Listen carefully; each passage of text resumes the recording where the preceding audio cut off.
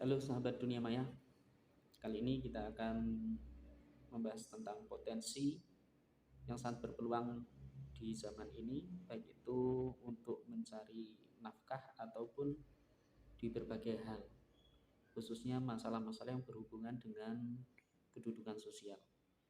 Seperti yang kita lihat dari tokoh-tokoh kita yang berpengaruh, tokoh-tokoh kita yang terkenal, mereka cenderung memiliki kekuatan pada saat berbicara.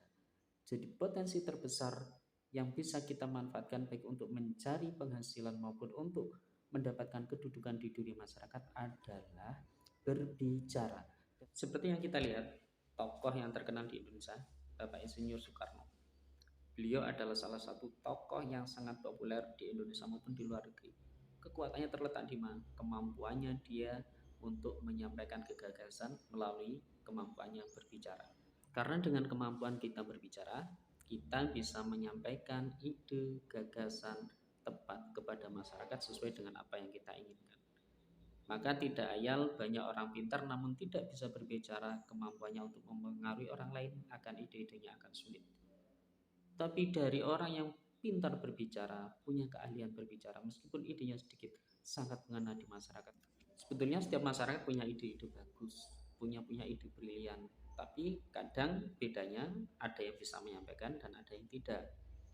Ada yang bisa menyampaikan meskipun idenya tidak brilian, ada yang tidak bisa menyampaikan padahal idenya brilian. Nah, inilah maka setiap orang sebenarnya wajib untuk berlatih berbicara, baik itu berbicara di depan halayak umum maupun berbicara di depan kamera. Sepintar apapun kamu, sebrilian apapun ide-ide kamu, kalau kamu tidak memiliki kemampuan untuk menyampaikan apa yang kamu inginkan, maka jangan harap orang akan terpengaruh dengan ide-ide kamu. Kadang justru malah kalau kita salah berbicara, ide kita akan mentah dan akan bertabrakan dengan masalah orang lain.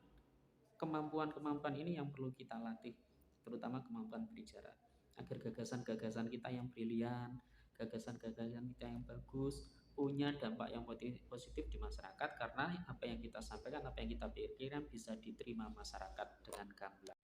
Terutama di zaman modern saat ini, ketika semua orang berlomba-lomba untuk membuat konten, baik itu di YouTube maupun di media sosial yang lain. Ketika kita sibuk mencari gambar karena kita tidak mampu berbicara, justru orang yang pintar berbicara ini hanya dengan bermodalkan berbicara dia bisa membuat konten banyak.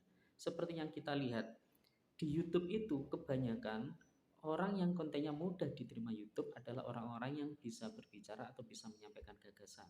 Atau bahasa lain adalah orang-orang yang punya kemampuan untuk melakukan storytelling, bercerita, berbicara tentang kehidupannya maupun kehidupan orang lain. Potensi sukses di YouTube maupun di media sosial yang lain ini lebih cenderung lebih mudah bagi orang-orang yang pintar berbicara atau berstorytelling daripada orang yang menggunakan ide-ide atau mengambil gagasan-gagasan lain, karena potensi untuk stuck itu lebih lebih sulit bagi untuk orang-orang yang pintar berbicara, karena orang berbicara ini akan tumbuh ide-ide baru dan dia pintar menyampaikan daripada kita harus membuat konten-konten yang lain namun ide-ide itu terbatas. Namun yang perlu kita baris bawahi, berbicara ini khususnya di depan kamera beda sekali dengan berbicara di depan halayak umum. Kalau kita berbicara di depan halayak umum, situasi akan berkembang tergantung audiens. Jadi ide-ide akan muncul tergantung permasalahan, apalagi kalau kita berbicara dengan metode dua arah, tidak satu arah, ada timbal balik. Maka akan ada gagasan-gagasan baru, ide-ide baru ketika kita kehabisan omongan. Tapi berbicara di depan kamera ini kita dituntut, kita harus bisa menyampaikan apa yang ada di benak kita sesuai dengan keinginan masyarakat. Dan kita akan berbicara satu arah. Ketika kita berbicara satu arah, maka kita fokus pada materi, sulit untuk berkembang. Maka banyak sekali orang-orang yang terbiasa berbicara di depan halayak umum, baik di panggung, dimanapun tempat diskusi, di depan orang banyak, mengajar, tapi ketika dia berbicara di depan kamera, mereka cenderung canggung dan kesulitan berbicara. Mulai dari kehabisan ide, terus belepotan ketika berbicara, banyak lagi masalah-masalah yang lain. Karena apa? Di dunia nyata dengan di dunia kamera ini sangat berbeda. Bedanya di mana? Ketika kita berbicara di depan orang banyak, yang mampu melihat wajah kita adalah orang banyak. Jadi kita tidak perlu malu melihat wajah kita. Kita hanya melihat wajah orang lain. Dan ketika kita berada di depan orang, kita bisa merasa pede. Karena apa? Karena kita tidak melihat wajah kita. Beda dengan kita berbicara di depan kamera. Yang sampean lihat wajah sampean sendiri. Bayangkan, dengan wajah sampean yang sampean lihat, sampean berbicara, betapa malunya kadang kalau kita melihat wajah kita. Ternyata wajahnya seperti ini. Dengan mimik-mimik kita ketika berbicara, ternyata wajah saya seperti ini. Mimiknya, waduh. Ini cenderung kadang yang membuat kita buyar, tertawa, dan tidak pede dengan apa yang kita sampaikan. Contohnya saya sendiri. Saya terbiasa mengajar di kelas. Saya terbiasa menjadi MC di depan halayak umum, di pengajian, di tempat-tempat rapat, di tempat-tempat pertemuan. Saya terbiasa memberikan penyuluhan keluarga maupun sosial di depan ibu-ibu. Saya terbiasa menyampaikan gagasan ketika saya rapat. Tapi ketika di depan kamera semuanya buyar. Saya melihat wajah saya sendiri, saya nggak pede. Lucu sekali melihat mimiknya, sehingga pemikiran yang saya sampaikan buyar semua. Jadi beda sekali melihat kondisi wajah saya, melihat mimik saya. Maka kadang itu ketika di depan kamera cenderung kikuk, tidak bisa konsentrasi untuk menyampaikan hal-hal yang ingin saya sampaikan. Nah, dari pengalaman saya ini, saya akan menyampaikan beberapa trik yang semoga bermanfaat untuk teman-teman. Trik untuk berbicara di depan kamera supaya kita berbicaranya lancar, sesuai dengan apa yang kita inginkan, sehingga ide-ide yang kita sampaikan nanti bisa diterima orang, dan orang yang melihat video kita akan terlihat akan menarik. Video kita akan menarik karena dari mimik, dari naik intonasi yang kita sampaikan, terus kemudian informasi yang kita sampaikan bisa diterima oleh orang yang melihat video. Cara yang pertama, jangan lupa berdoa.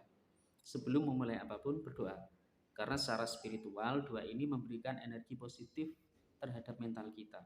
Yang dulunya ragu-ragu, karena di dalam hati kita tertanam bahwa ada Tuhan di dalam hati kita, maka kita akan lebih percaya diri ketika kita berbicara dengan orang lain. Ini tidak hanya pada hal berbicara, banyak-banyak hal-hal yang lain yang harus kita mulai dengan doa. Supaya apa? Nilai spiritual, kemampuan kita di dalam hati kita bahwa ada Tuhan yang akan menjaga kita dan akan menuntun kita untuk melakukan hal-hal itu, sehingga kita percaya diri untuk melakukan hal-hal itu. Yang kedua, ketika berbicara di depan kamera, yang perlu kamu lihat itu kameranya. Jadi jangan melihat layar yang ada wajah kamu. Ketika kamu melihat layar yang ada wajah kamu akan buyar konsentrasinya. Lucu melihat wajah kamu. Ini yang membuat kamu tidak percaya diri. Pandang kameranya, tatapan matanya harus ke kamera, sehingga kamu tidak melihat wajah kamu. Sehingga kamu akan lost untuk berekspresi, bermimik tanpa melihat wajah kamu yang lucu, dan kamu tidak perlu tertawa, menertawakan wajah kamu sendiri. Yang ketiga, sebelum berbicara, usahakan senam mulut dengan gerakan-gerakan sederhana. Supaya apa? Biar artikulasi yang kita sampaikan tidak belepotan. Kadang saya yang sudah berlatih saja, kadang ketika di depan kamera masih belepotan. Satu video bisa saya tag sampai 2-3 jam. Tidak bisa langsung, tidak bisa. Karena ada beberapa scan yang kadang saya belepotan. Belepotan dalam hal antara yang di otak terlalu cepat dan bibir ini tidak bisa nututi. Jadi nyeter ya, kacau. Yang keempat, kuasai materi. Baca, cari sumber lain, cari referensi lain, baik dari Google maupun dari buku, agar kamu bisa berkembang bahasanya, tidak monoton, tidak stagnan. Jadi ada ide-ide baru ketika kamu kehabisan materi atau kamu lupa dengan materi yang ingin kamu sampaikan. Biasakan membaca, cari referensi baik di Google, Wikipedia maupun di buku-buku lain atau sumber-sumber lain, supaya yang kamu sampaikan berkembang dan banyak-banyak informasi yang tak terduga yang bisa kamu sampaikan saat materi kamu kelupaan. Yang kelima, buat catatan kecil sebagai konsep materi yang akan kamu sampaikan, dan supaya yang kamu sampaikan tidak keluar dari jalur, tetap terarah dan ada informasi yang tetap tersampaikan kepada pendengar tanpa ada yang ketinggalan satupun. Dan yang terakhir, yang paling penting, tanamkan di dalam hatimu bahwa kamu adalah orang yang paling ganteng di dunia dan kamu adalah orang yang paling pintar di dunia. Supaya apa? PD, percaya diri kamu tumbuh sehingga kamu merasa kamu adalah orang hebat, dan kamu akan PD sehingga ide-ide itu akan muncul dan kamu tidak perlu gugup, tidak perlu nervous berbicara di depan kamera maupun di halayak umum. Pokoknya yang kamu lihat di depan, anggap saja orang biasa, orang yang kamu lebih pintar dari orang-orang yang di depan kamu. Kamu orang yang paling ganteng di antara yang lain. Kamu orang yang paling pintar. Sehingga kamu percaya diri dan kamu lebih siap menghadapi audiens dan melihat wajah kamu sendiri di kamera. Itu tips yang bisa saya bagikan di hari ini. Semoga bisa bermanfaat dan silahkan dicoba untuk teman-teman yang sedang mengembangkan kontennya di dunia YouTube. Berlatihlah storytelling, berlatihlah berbicara. Itu peluang yang luar biasa tanpa harus terkena copyright dan lain sebagainya. Terus bagi teman-teman yang berkarir di luar YouTube, semoga dengan ide-ide atau trik-trik yang saya sampaikan, kamu lebih lancar ketika berbicara di depan, di atas panggung, sehingga ide-ide kamu yang kamu sampaikan bisa diterima orang lain tanpa harus ada hal yang terlewatkan. Semoga bermanfaat dan semoga bisa dipraktekkan. Selamat mencoba.